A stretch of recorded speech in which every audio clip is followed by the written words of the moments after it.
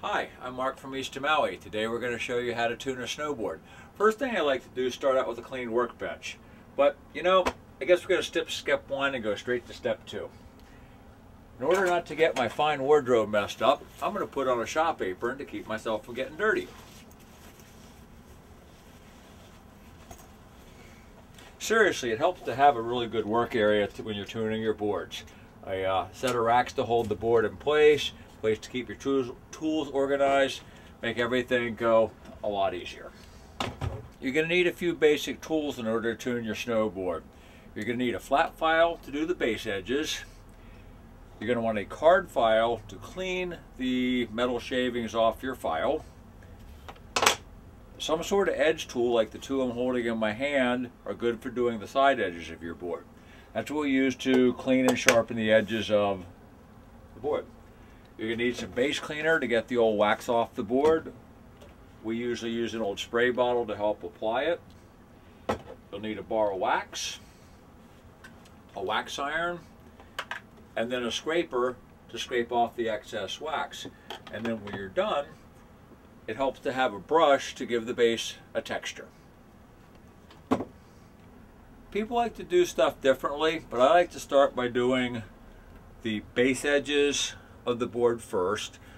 I'm going to clean off my file by taking this tool called a card file and cleaning out all the old metal shavings out of this flat file.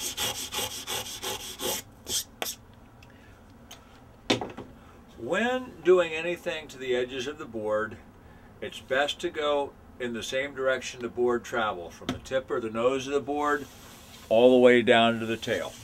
So I'm going to lay the file flat on the deck of the board at about a 45-degree angle to the metal edges and applying nice, smooth, even pressure.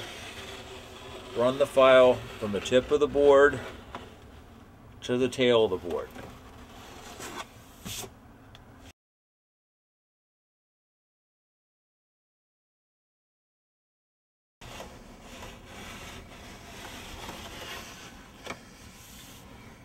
Before going too much more on the base edges, I'm going to flip the board up on its side and put it on our work rack.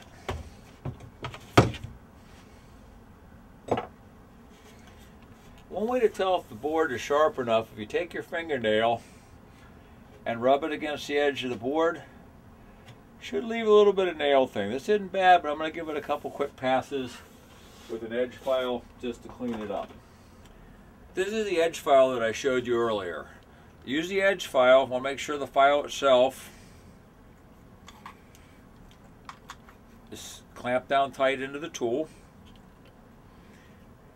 You start by laying the base of the tool against the base of the board, and once again applying smooth, easy pressure. Run the file from the tip to the tail of the board.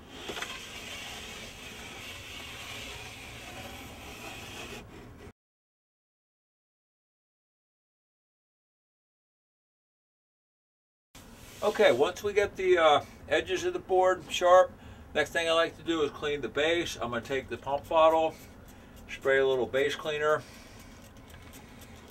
onto the board. Get just a good light coating all over it. It'd help if I had a little bit more in my handy dandy spray bottle, but we'll make best do here we can. Let the base cleaner soak in for just a few minutes. Take an old tri-scraper.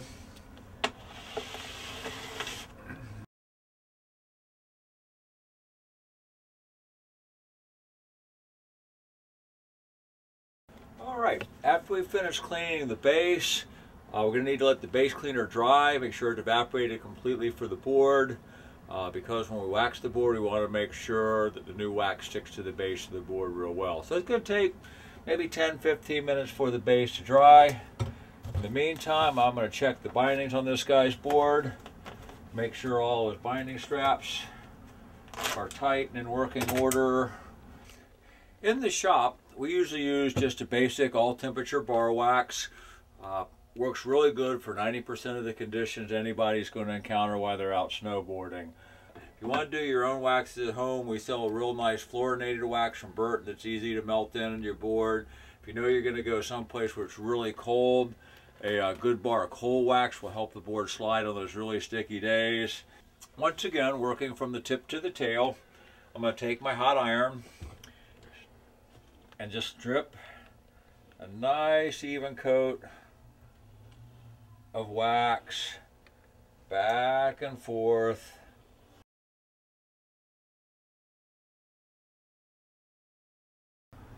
And the real trick here is you need to now melt all this wax into the base of the board. And you really want to make sure you keep the iron moving and not let it sit in one place too long.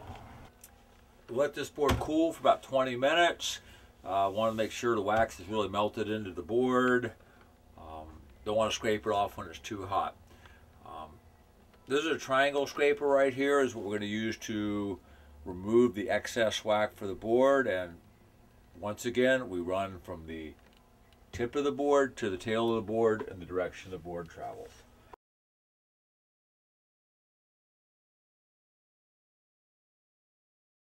Grab my structure brush once again, smooth that wax down into the board.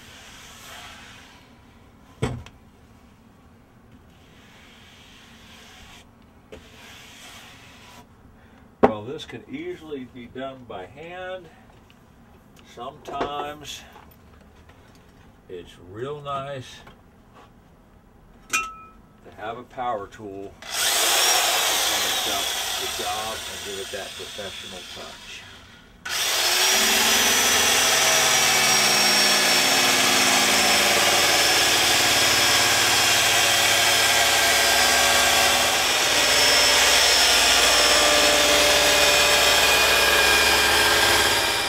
And there you have it. How to hand tune and wax your snowboard. Aloha.